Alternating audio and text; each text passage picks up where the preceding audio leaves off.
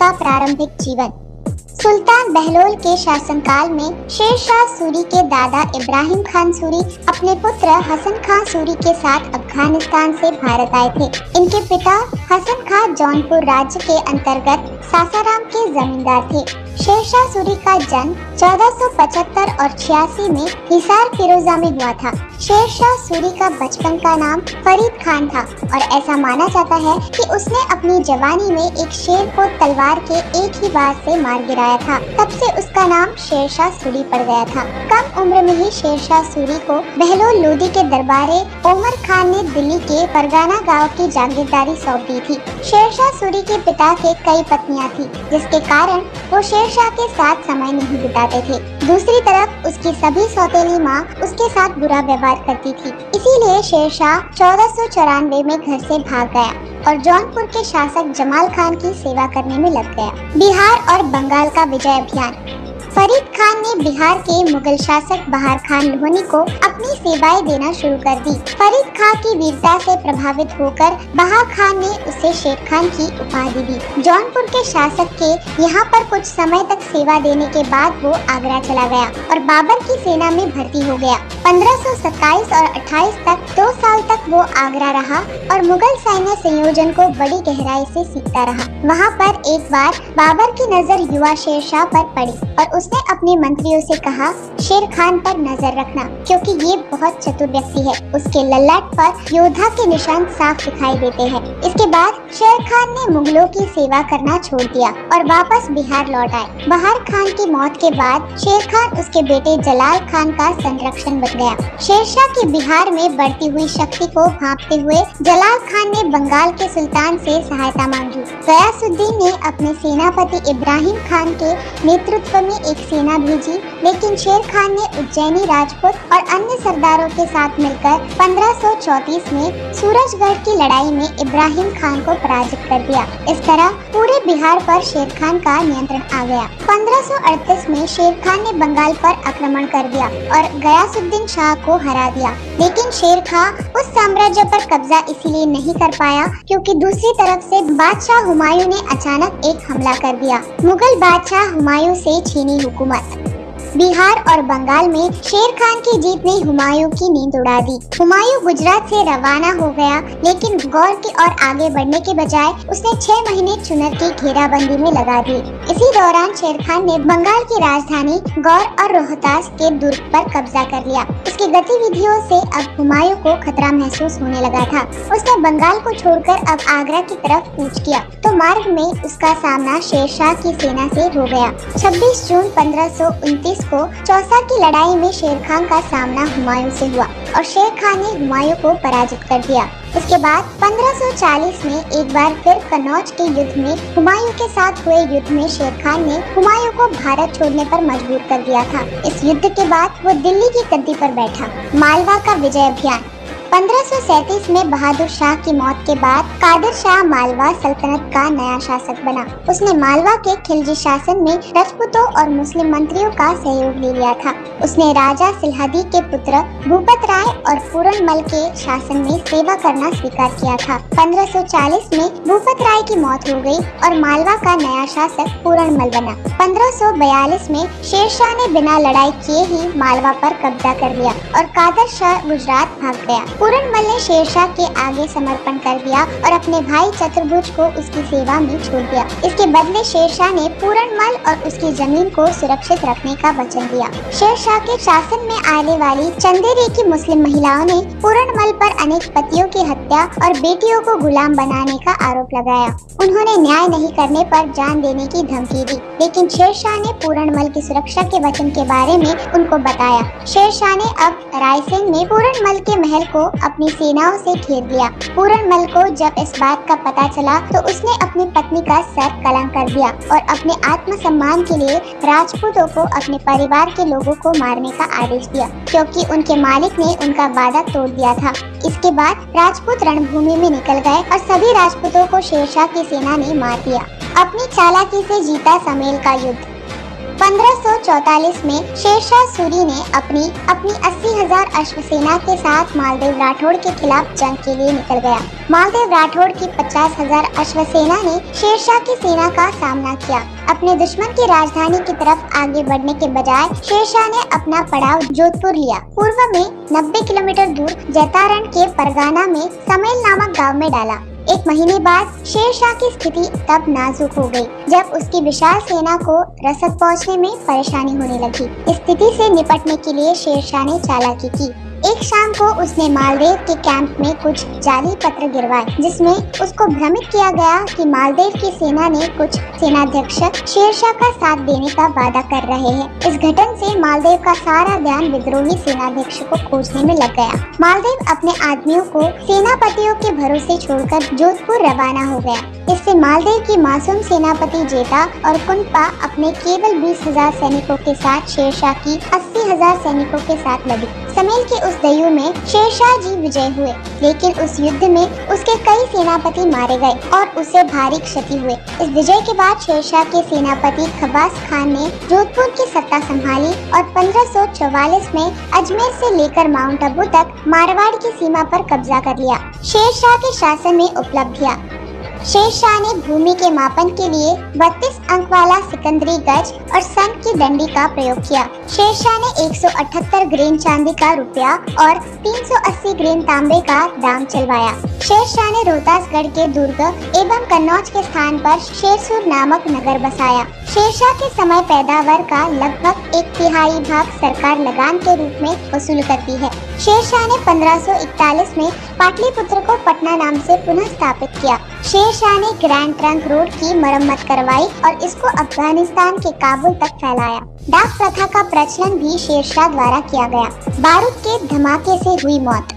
22 मई 1545 को राजपूतों के कलिंजर दुर्ग पर घेराबंदी के दौरान शेरशाह की मौत हो गई। जब दुर्ग को भेदने की सारी तकनीकें विफल हो गई, तब शेरशाह ने बारूद में किले की दीवारों को उड़ाने का आदेश दिया, लेकिन इस धमाके में वो खुद भी भारी तरीके से घायल हो गए। उसकी मौत के बाद उसका बेटा जलाल खान ने इस्लाम शाह सूरी के नाम से उत्तराधिकारी बना। शेरशाह सूरी का मकबरा आज भी सासाराम में मौजूद है। ये वो शहर है जहाँ से ग्रैंड ट्रंक रोड की शुरुआत होती है। तो दोस्तों, ये थी जानकारी शेरशाह सूरी, जिसने 5 साल के लिए छीन ली थी मुगलों की हुकूमत।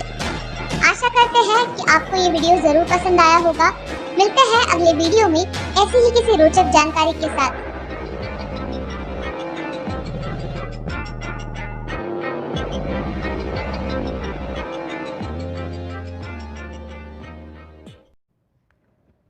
जय हिंद प्यारे साथियों, आपका स्वागत है आपके अपने channel exam sir GK track में।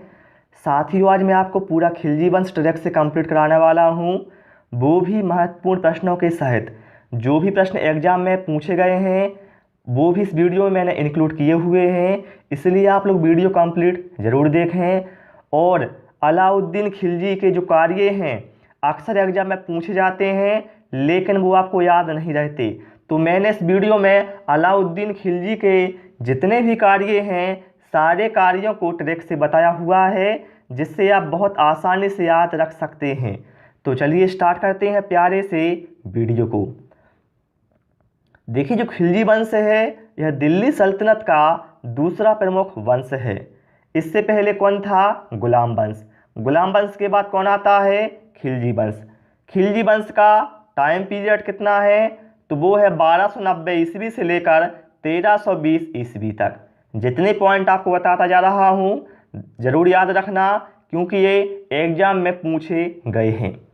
इसके बाद जो खिलजी वंश है इसके शासकों को याद करने के लिए ट्रिक बनाई हुई है मैंने। जला आलू मूर्ख खिलाए। जला से क्या होगा? जलालुद्दीन खिलजी। आलू से होगा अलाउद्दीन खिलजी। मुँह से होगा मुबारक खिलजी। और खा से होगा खुसरो खा। तो इस तरह से आपको ध्यान रहेंगे शासकों के नाम, वो भी क्रम अनुसार। और खिलाए से हमें याद रहेगा ये जो ट्रैक है वो खिलजी वंश की है। क्लियर? और आपसे रिक्वेस्ट साथियों, वीडियो पसंद आए वीडियो को लाइक अवश्य कर देना। अब देखिए, हमने यहाँ पर शासकों को देख लिया है। अब हम क्या करते हैं, अब सारे शासकों के बारे में जो महत्वपूर्ण जानकारी है वो लेते हैं। ठीक है, तो जला से क्या बना हमारा जलालुद्दीन खिलजी। जलालुद्दीन खिलजी का टाइम पीरियड था 1290 ईस्वी से लेकर 1296 ईस्वी तक। अब जलालुद्दीन खिलजी से लेकर कुछ महत्वपूर्ण प्रश्न बनते हैं जो एग्जाम में पूछे जाते हैं, इनको आप लोग ध्यान रखना। देखिए, खिलजी वंश का संस्थापक कौन था? तो खिलजी वंश का संस्थापक था जलालुद्दीन खिलजी, और जलालुद्दीन खिलजी ने अपनी राजधानी किलो खड़ी को बनाया था। ओके, इसके बाद क्या है, जलालुद्दीन खिलजी ने सत्ता का दरवाजा सर्वहारा वर्ग के लिए खोल दिया। ध्यान रखना, ये एग्जाम में आया हुआ क्वेश्चन है। इसके बाद क्या है, जलालुद्दीन खिलजी को भारतीय इतिहास में नवीन मुसलमान कहा जाता है। ठीक है, अब ये आता है अगला क्वेश्चन, मोस्ट इम्पोर्टेंट। पहली बार दक्षिण भारत का विजय अभियान दिल्ली सल्तनत के इतिहास में जलालुद्दीन खिलजी के काल में ही हुआ था। मतलब क्या है, दक्षिण भारत पर जो पहला विजय अभियान है वो दिल्ली सल्तनत के इतिहास में जलालुद्दीन खिलजी के काल में ही हुआ था। इसके लिए जलालुद्दीन खिलजी क्या करते हैं, दक्षिण भारत पर विजय प्राप्त करने के लिए ये अपने भतीजे अलाउद्दीन खिलजी को भेजते हैं दक्षिण भारत पर विजय प्राप्त करने के लिए। तो अलाउद्दीन खिलजी क्या करता है, देवगिरी के शासक रामचंद्र देव को पराजित करता है और वहां से काफी धन लूट लेता है। तो क्या होता है, जब अलाउद्दीन खिलजी देवगिरी के शासक रामचंद्र देव को पराजित कर लौट रहे होते हैं तो जलालुद्दीन खिलजी क्या करता है, अपने भतीजे के स्वागत हेतु ये कड़ा मानेकपुर पहुंच जाता है। लेकिन वहां पर क्या होता है, अलाउद्दीन खिलजी उनकी हत्या कर देता है और स्वयं शासक बन जाता है। ठीक है, तो इस तरह से जलालुद्दीन खिलजी की जो हत्या है उन्हीं का भतीजा अलाउद्दीन खिलजी कर देता है। और अब क्या है, अलाउद्दीन खिलजी ने हत्या करता है और स्वयं शासक बन जाता है।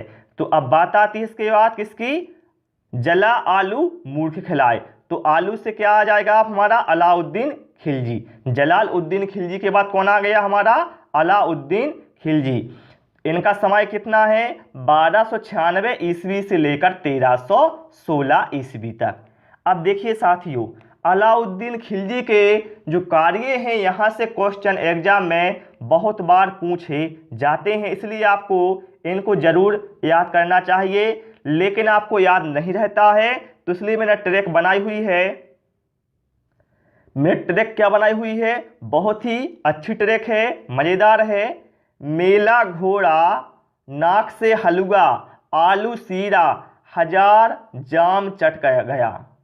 क्या है, मेला घोड़ा, नाक से हलवा, आलू सीरा, 1000 जाम चट कर गया। तो मेला से क्या बनेगा हमारा, मूल्य नियंत्रण प्रणाली। ये बात कर रहे हैं हम अलाउद्दीन खिलजी के कार्यों की।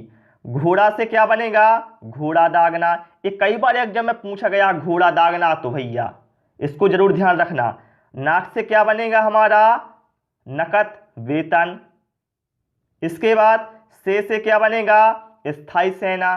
ठीक है, स्थायी सेना की शुरुआत किसने की थी, अलाउद्दीन खिलजी ने। और हलवा से बनेगा हुलिया लिखना, सैनिकों का हुलिया लिखना। तो मेला घोड़ा नाक से हलवा हो गया। अब क्या है, आलू सीरा 1000 जाम चट कर गया। तो 1000 से बनेगा, आलू से बनेगा हमारा अलाई दरवाजा। सीरा से बनेगा सीरी का किला। 1000 से बनेगा 1000 खंबा महल। और जाम से बनेगा जमेयत खाना मस्जिद। चटकर गया, चटकर से बनेगा हमारा चराईकर। और गया से बनेगा गढ़ीकर।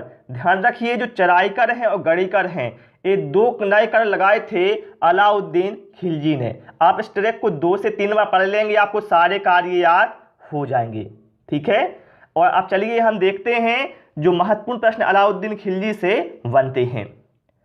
देखिए, अलाउद्दीन खिलजी ने मलिक कफूर को 1000 दीनार में खरीदा था, इसलिए इसे 1000 दीनारी कहा जाता था। ध्यान रखिए, जो मलिक कफूर है इसको 1000 दीनारी इसलिए कहा जाता था क्योंकि अलाउद्दीन खिलजी ने इसे 1000 दीनार में खरीदा था।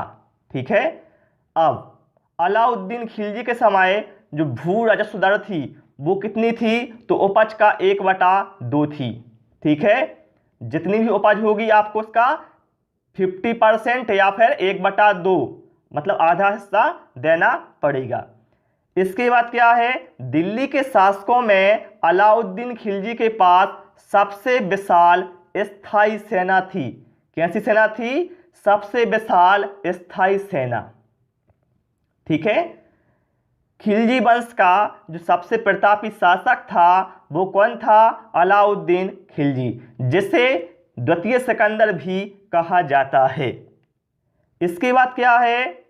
अलाउद्दीन खिलजी ने स्वयं को सिकंदर ए सानी की उपाधि से विभूषित किया था और अमीर खुसरो ने से विश्व का सुल्तान कहा है। किसे कहा है?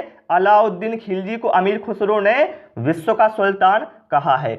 और अलाउद्दीन खिलजी ने क्या किया था? व्यापारियों में बेईमानी रोकने के लिए यदि कोई व्यापारी कम तौलता है तो जितना भी वो कम तौलेगा उतना उसके शरीर से मांस निकाल लिया जाएगा। ये बेईमानी को रोकने के लिए अलाउद्दीन खिलजी ने ऐसा कदम उठाया था। ठीक है। अब अलाउद्दीन खिलजी से जो महत्वपूर्ण प्रश्न बन सकते थे वो हमने पढ़ लिए हैं। अब आते हैं हम मुंह से क्या बनेगा? मुबारक खिलजी।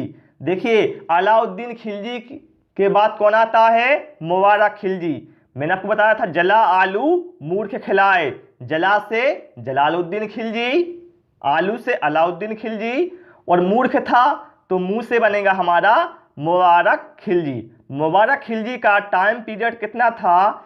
1316 ईस्वी से लेकर 1320 ईस्वी तक। ठीक है साथियों। और मुबारक खिलजी ने क्या है?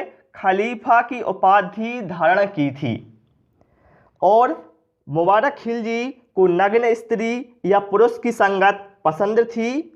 और जो मुबारक खिलजी है यह कभी कभी राज दरबार में स्त्रियों के वस्त्र पहनकर आ जाता था। ठीक है। तो अब मुबारक खिलजी के बाद कौन आता है? देखिए साथियों, क्या होता है, जो मुबारक खिलजी है इसका वजीर था जिसका नाम था खुसरो खां। तो जो खुसरो खां था वो मुबारक खिलजी की हत्या कर देता है और स्वयं शासक बन जाता है। तो खां से हमारा क्या रहेगा? खां से हो जाएगा हमारा खुसरो खां। लेकिन जो खुसरो खां है वो बहुत कम समय ही चलता है। ठीक है। क्योंकि जो गयासुद्दीन तुगलक हैं वो खुसरो खां को पराजित कर देता है और गयासुद्दीन तुगलक वंश की स्थापना करता है। तो इस तरह से खिलजी वंश का अंत हो जाता है। ठीक है। तो डियर साथियों, इसमें हमने पूरा खिलजी वंश पढ़ लिया है, वो भी ट्रैक के अनुसार। यदि आप लोगों को किसी भी अन्य टॉपिक पर ट्रैक चाहिए हो तो हमें कमेंट अवश्य करना, आपको वीडियो मिल जाएगा। वीडियो पसंद आया हो वीडियो को लाइक करें, दोस्तों के साथ शेयर करें और नए नए वीडियो पाने के लिए चैनल को जरूर सब्सक्राइब कर लें। Thanks for watching this video.